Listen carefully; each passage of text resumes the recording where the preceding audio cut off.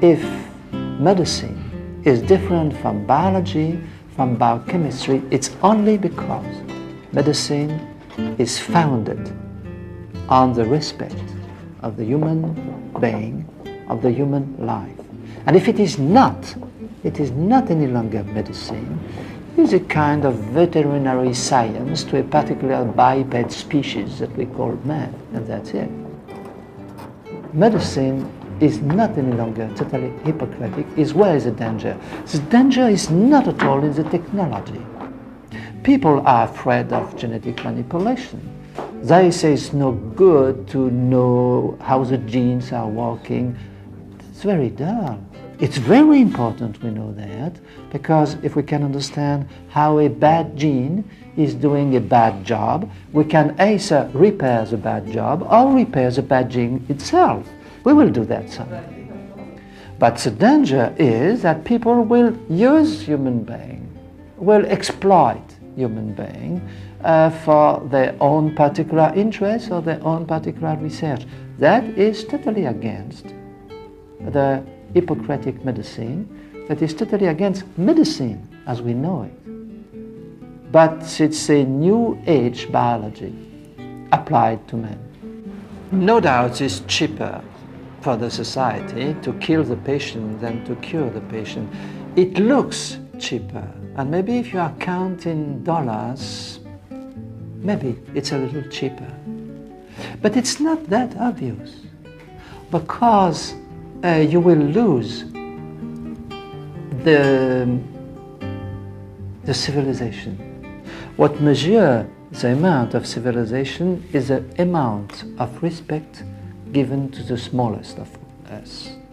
We know that to cure the disabled, and if we cannot cure them, to take care of them, it costs a lot of money, of dedication, of suffering of the parent, of the disturbance for the society. It's very true.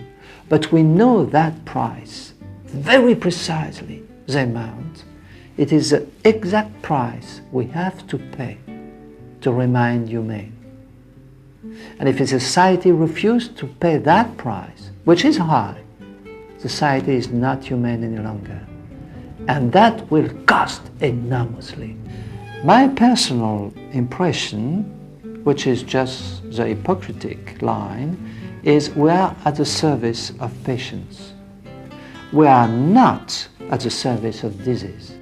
So the people who propose to kill a Down syndrome baby in utero because they have to diagnose that he was or she was Down syndrome are just making the enormous mistake of fighting for the disease against the patient. And medicine is the contrary. Medicine is a very simple application of knowledge. It is the hate of the disease and the love for the patient. You cannot change the two terms. In the fourth year of medicine, I became acquainted with Down syndrome persons because the professor of pediatrics, Turpin, was interested in that disease. And I proposed when I began my research career to try to find what was the cause of that very rare disease. And first I studied their palm prints, because palm prints are quite a snapshot of the first month's embryonic life. The palm prints begin to develop when the hand begins to develop, and at 2 months of age, in the tiny baby who is 2 centimeters and a half big from the crown to the rump, you could, with a microscope, see the palm prints. They are already printed there, very tiny. And that gives you the impression how rapid is demonstration of the humanness of the human being. But this is very typical of Down syndrome. They have special crease and special feature, and that brought me to the conclusion, because those traits are made by many genes, that obviously no one gene could produce that change, but a change occurring on the action of many genes. And there is one trick to change the effect of many genes with one mutation is to change the whole chromosome. Then I proposed on that they had a chromosomal disease. No one was known at that time. And I found that they had 47 chromosomes. And I was expecting that they had one chromosome less. And I found that they had one extra.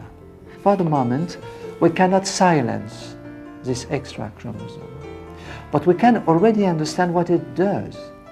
We have around 6,000 files of Down syndrome babies that we know. I know personally 2,000 of them by their first name, by their Christian name. And we consult around 2,000 a year here because we follow them. And you have to realize that as geneticists interested in trying to help Down syndrome persons, we are family doctors. Now, when the parents ask me, what are the Down babies?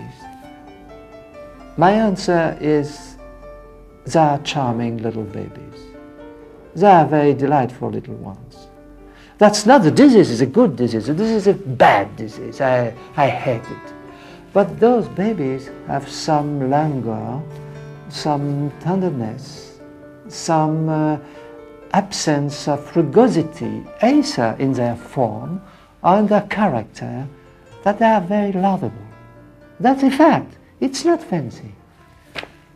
Indeed, it's a terrible distress to the parents to know that the baby will not have the blossoming of the reason like they expected on any human being.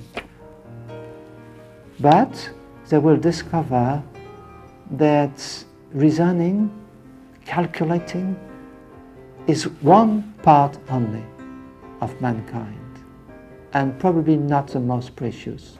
But they have a perfectly normal taste for art and for moral.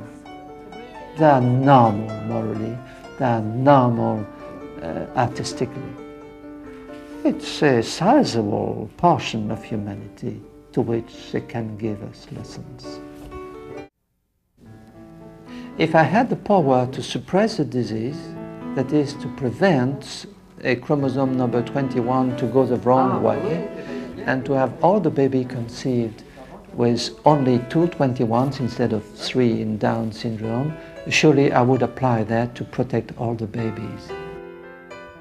Now, I would say that surely the cost for a special school will be reduced if there were no Down syndrome baby alive, but the damage made to the heart of the society would be that great that maybe it will be very close to what happened in Germany 50 years ago. People do not realize that, but as a doctor I see it. It's very possible to predict that a child has a disease. You can make mistakes, but the diagnosis in utero can be rather efficient. But you cannot predict what would be the importance of that particular person to his parents and to the society. To make you understand that, I will tell you a true story. It's an American doctor, Professor Varkani, who told me that. He's of Jewish ancestry. His father was a doctor in Austria. And one day, Varkani told me apart, and he told me, to you I will say that story. On the same night, in the little town in which my father was doctor, were born a little boy and a little girl, on 2 different families. The boy was very strong and crying very enormously, and the little girl had Down syndrome, and she had a very feeble cry. Now, the story is that the little girl, when she was 30 years of age, helped her mother who had a stroke. And she was the only homekeeper. They were very poor people. And she was the homekeeper for her mother for 3 years. And this woman was treated very kindly by her retarded Down syndrome child. And the old doctor of Austria could not remember the name of the little girl, but he had never forgotten the name of the boy. It was Adolf Hitler. This story is true. All the doctors coming here know that here we are Hippocratic. We try to help the children. We fight against disease, against death, but on the same side as the patients. They know that, otherwise they would not come here. I try to map the chromosomes to see if there is an anomaly in them. We don't diagnose them before the birth, because at this moment now we can't cure them. So when we diagnose them before the birth, it's to kill them. Very important work here, because it has implications for a lot of other areas of medicine, not just Down syndrome. Professor Lejeune says here, you want to fight against disease, but carry on caring for the people that are actually here. That's the ethos that we have in the clinic, I think. The day we will have a treatment in utero efficient for Down syndrome, we would be the very first on the in utero detection. For the moment, because we have no use of that knowledge for the help of the baby, then we don't do it. Part of the doctors, of the MDs, those who have the diploma, are not any longer practicing medicine. They are selectionists, they are abortionists, and they have taken responsibility which is beyond their wisdom. Man is not that wise that you can give matters of health and death in balance together. We have to be for health.